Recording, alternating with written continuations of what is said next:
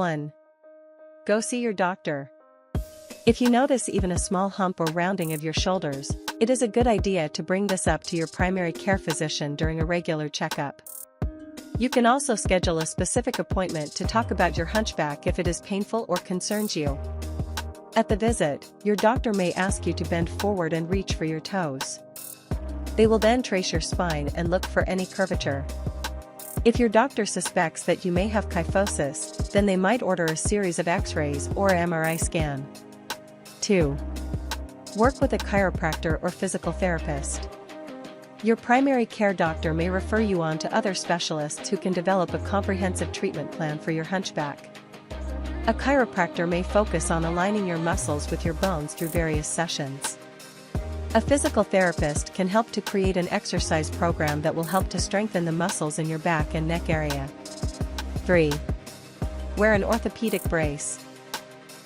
If you go to visit your orthopedist, then they may fit you for a back or neck brace. Your doctor will direct you to wear this brace for a certain period each day, often between 18 to 20 hours total. Or, you might be able to wear the brace just at night. Most braces are designed to be worn under clothing. Some braces are made out of harder plastic pieces, while others are primarily composed of a series of thick straps.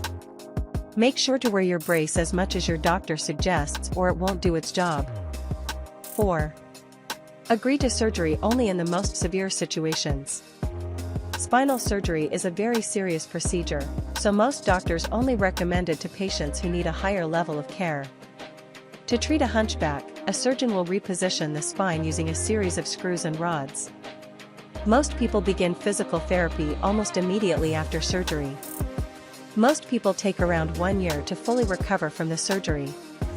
At that point, they can resume most pre-surgery activities. Another surgical option is called kyphoplasty. This where a balloon is placed between the vertebrae, backbones, to lengthen them out. 5. Leave it alone.